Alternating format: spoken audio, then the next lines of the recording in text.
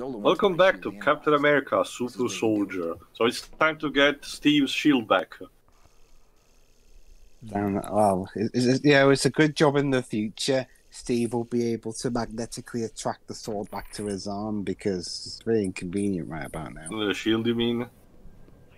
Yep. Also, you may have heard, well, I did mention, I think, in the first part, but yeah, if you have a keen ear, you may have noticed that most of the Hydra foot soldiers are also voiced by Liam O'Brien. Which I do believe he actually does a good job, sounding with a big German accent. Cool. Yeah, there we go. Now this is the point where we start throwing soldiers with guns, and since you don't have the shield, you don't have ways to counter them, so it's best if you just dodge them. I'll take that. Yeah. Schematics instead about the Warden. I think we will learn about how they're, what we... Alright, I forgot about this. Alright, this caught me by surprise because I don't know where you get this Enigma machine, which is super complicated. Look at how many things there are I need to actually match. Basically, this is tied to one of the collectibles of the game, but it's not tied to the map, and it's a sort of a joke item, as you will see in a second. But first, let me see what, as you can see, also you have a bigger time limit for this case. So let me see if I can find the connecting number or letter. It should be... It's not easy, so there you go. There you go, 9. I totally got it on my own. I didn't match it like this. So let's see what this mysterious item is. It's a ceramic chicken. And it even does a chicken noise. Okay. That will come in handy, I suppose. I have no idea if this is supposed to be like an Easter egg from something tied to next level games, but alright, moving on. Oh, there's the shield. I'm gonna be needing that back. Please. Not to mention, it's not a good idea if Hydra gets to analyze it. Yeah. That's also one cool thing about, for example, the first Avengers movie, the fact that, sure, Steve got his capacity amped up by the serum, but the idea of the shield as a weapon, as a tool of defense, basically comes entirely from him alone. Alright, let's fix this up. There we go. Delightful. Excuse me, need to take this. There you go. Felt naked without this. There we go. Now it's time to actually update the situation to, there we go, to our Stark. Oop. Shot.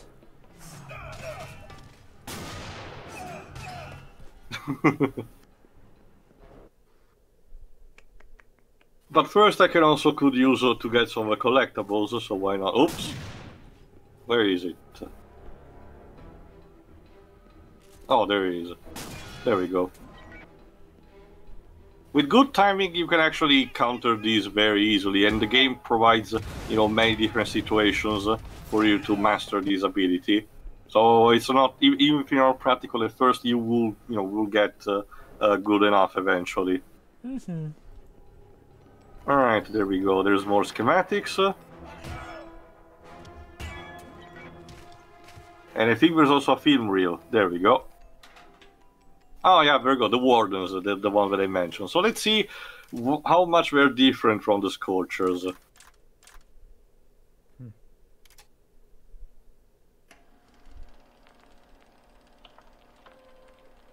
Our excavations of the tunnels beneath the castle create the need for demolition and removal of heavy debris. To this end, I have perfected the first successful crafting of mechanical apparatus onto the human body. So a bionic arm. So, Spencer. A pneumatic jackhammer arm. And that is Pretty how much. Bionic Commando was born. A targeted Or would have been if Sega. Oh, how nice. side effects, keeping these workers calm and pliable. Yeah. It also results in a total removal of any compression, making the subjects ideal for handling prisoners. How We nice. have outfitted them with riot shields for crowd control. This mingling of flesh and machine intrigues me. Perhaps the future of evolution lies not within, but outside of fragile form. Foreshadowing for Zola himself.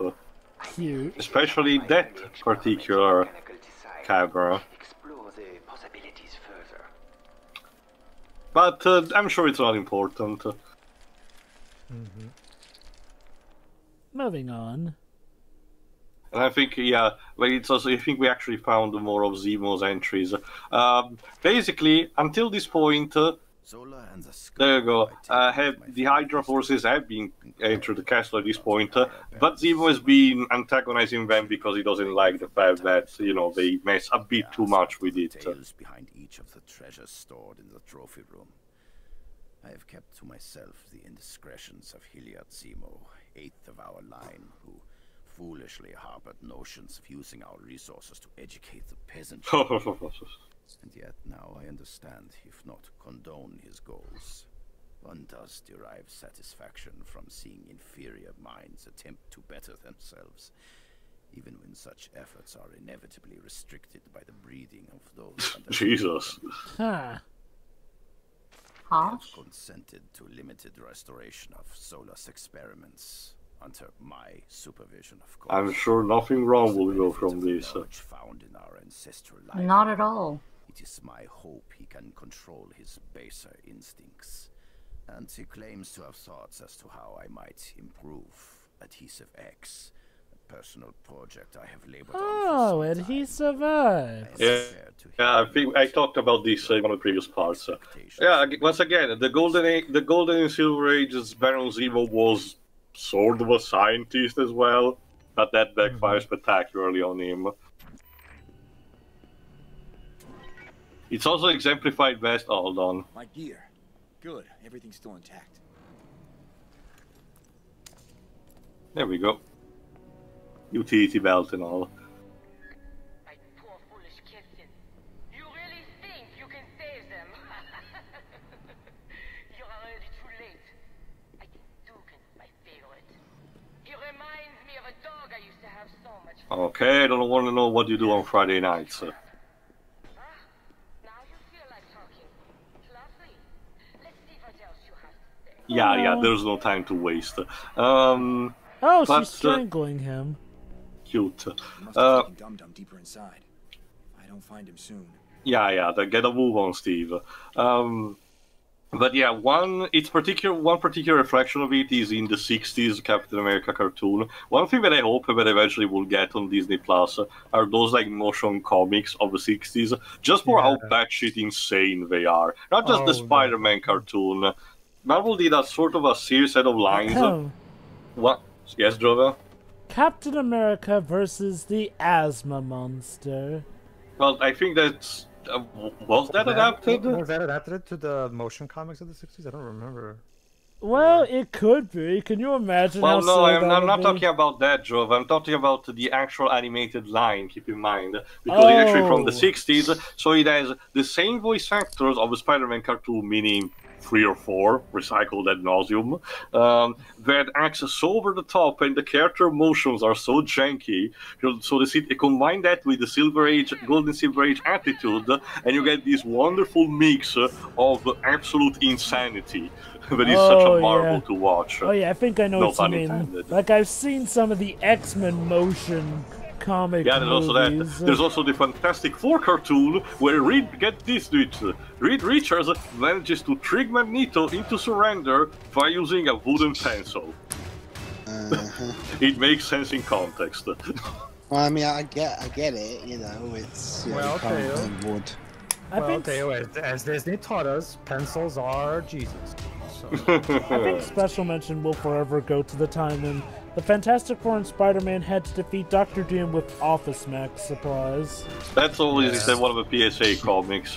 It still is canon, though, apparently. Yeah, it is. Oh, Jova, every single one of the PSA comics is canon in some capacity. Remember, even the ones where Spider-Man,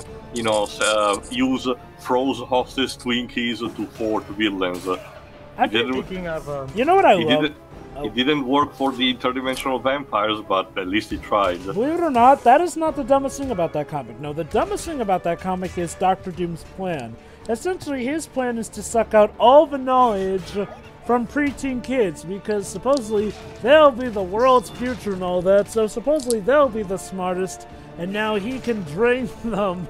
Yeah, I think even the story is like like called Brain Drain. Yeah, so Doctor Doom's evil plan to take over the world is to drain elementary school kids of their knowledge. And he gets defeated by Reed Richards using Office Max equipment. That comic. Funny, I thought, you know, the only other things I've heard about office equipment being used in the fiction was that SpongeBob episode where he lost Gary, and apparently a sign of the apocalypse is office products falling from the sky. Oh, don't forget, Ribs, Joker's good at using office materials like pencils and doing Which magic Joker? tricks. He does magic tricks with the pencils. Ah, right, yeah, but he got me imagining Persona 5's Joker throwing pencils at his enemies. Well, he can apparently use a toy gun. I'm gonna make this pencil disappear. Ta-da! It's gone. There we go. But yeah, Joe. Even honestly, I don't think there has been I think the only times where PSA Comics have actually took themselves seriously, and I don't mean too seriously, seriously enough to tell a story instead of sounding incredibly silly, are very, very rare. Like one of the the more recent 9/11 example, comic? I guess, was the one with the character tied to the Orange Company, I forgot what it's called. Oh, God. Basically, it was basically in a time where droughts had put on risk the cultivation of oranges. So the company struck a deal with Marvel to create a minor one-shot where this character created specifically for to promote the Orange Company. I think it was called Captain Sun or something. Helped them defeating the leader. Basically, it was the character that Dr. Stern was supposed to turn into in The Incredible Hulk 2008. The big brain guy from the Hulk 2003 game that we did. Yeah, that too. There you go. And to promote basically again the eat your oranges, kids. But that story was particularly fine, not too silly. Not too serious at the first place. It was a nice enough job, and it was even released for free on the internet. So that was also nice. Mm-hmm. It's when you start getting very, very weird PSA. There was one about Superman against animal abuse, if I recall correctly. That was a bit weird. Oh, how about the one where Daredevil has to go up against the Smoke Lady? Oh God. According to the prison logs. And remember, kids, when you smoke, nobody wins. Was that the time, because the entire shtick about that was that people were using petroleum to clean products? Yep. That shit's fucked up. Particularly, yes. Oh, it gets even... And again, like I mentioned before, Captain America versus the Asthma Monster. Twice, mind you. Yeah. Oh, that was fantastic. Alright. In the meantime, might as well, since we're talking about history, might as well bring up a little interesting fact about Captain America history. Dwibs, you know how in the tie-in movie to this, at the end, Captain America gets frozen and only wakes up 7 years later, right? My shield can disrupt those transformers. Okay, here's an interesting thing. Back when Captain America was first created, obviously it was for the purpose of World War II propaganda. However, when the war ended, obviously Captain America was kind of left without a purpose at the time. So basically, after a while, Marvel kind of retired the character for a while. Mm-hmm. That's why also he wasn't a founding member of the Avengers. Yeah. Exactly. However. Here's an interesting thing. Later on, in the early 60s, almost 20 years later, in fact, Stan and Jack Kirby, aka, well, not the creator, because Joe Simon was the creator, but at the time, Joe, I think, wasn't even at Marvel at that point. Stan and Jack Kirby, who was the original character designer for the character even, had the idea of how to reintegrate Captain America into the Marvel Comics. Basically, they had that idea where they would reintroduce him in one of Strange Tales, which was basically the thing that, and Stanley had actually basically Johnny has an exhibition performance with Captain America, but then Captain America turned out not to be Captain America, but he was actually the villain acrobat. Basically, it's a weird 1960s storyline. It's very silly. Just roll with it. Here's the thing: the whole Captain America getting frozen. That was actually a retcon. I'm about to get to that. I'm about to get to that, Jova. Well, remember, Jova, like I've said, they retired the character, so for all intents and purposes, yeah, the character was retcon. Just to mention, because just for the sake of clarity, going again with the theme of Sega songs used for speeding up, this is Days of Old from Anarchy Reigns. I mentioned it was like kind of a buff back in Iron Man 2, Incredible Hulk. Go on, Pedro. I'm surprised you didn't use Captain America's themes from like the Marvel vs. Capcom games. Remember, Jova, like I said, the primary thing is that, Sega product, Sega song, like it did for the others. Anyway, yeah. Basically, Dwibs, however, Dwibs, believe it or not, that was actually a test, because at the end of the comic, they reveal that this was actually a test to see if readers would like Captain America to return. And according to Stan Lee, Stan's response was very, very enthusiastic. So later on, in the issue number 4 of the Avengers comics, they reintroduced Captain America, and they explained that origin story that you already know from First Avenger, where it's fallen from a drone and into the North Atlantic Ocean, and you spent 7 years frozen, or however many years it was at the time, in suspended animation. So basically, it was the first Avenger movie is a mishmash of Joe Simon's original idea, plus Stan's retcon from the 60s, where with the Frozen thing. The only thing it's not. Sorry. That's what it boils down to. Was like, Joe Simon created Captain America, and of course, it should be credited for that. But it also is worth mentioning that Stan also played a big part in defining the character as we know him today. All right, time to rescue Bucky. I'll take you both on unarmed. It's the best offer you'll get. I'm trying to help you, dummy. You hear that alarm? It's him. Trust me, you'd rather take your chances with this kid. Bonk. Hello. Smack. Bucky, are you all right? I used to get worse from that fat kid on Delancey. Big as a brick house and twice as stupid. The others? Are they alive last I saw him? Madam Hydra took Dugan and Fallsworth that direction. But we're not the only ones. They've got POWs from everywhere. Americans, Brits, Russians, Free French, you name it. Captive and tortured, starved. They need medics. They'll get them. I'll notify Peggy to send extra transport. Unfortunately, now we have to pull a Batman Arkham City, in a sense that Cap will decide to go alone and Bucky will have to follow his own way. So unfortunately, we're not seeing much of a team-up between the two. Shame that. Especially since, Bucky is the iconic partner of Captain America. If you can take care of the snipers in the guard tower. Consider it done. Here, courtesy of Stark. Miniaturized short-range. Basically, a game's excuse to not have you to rely on radio all the time instead of having a portable one. Technology marches on. No, you'll rendezvous with the others and head to the extraction point. When hell freezes over, Buck, if what you told me is true, these men will never make it on their own. Always a killjoy, huh, Rogers? Take care of yourself. Whoop. You too, Steve. Oh. Don't worry, we'll keep hearing from him thanks to the radio, and we'll see him also for the end of the game. Alright.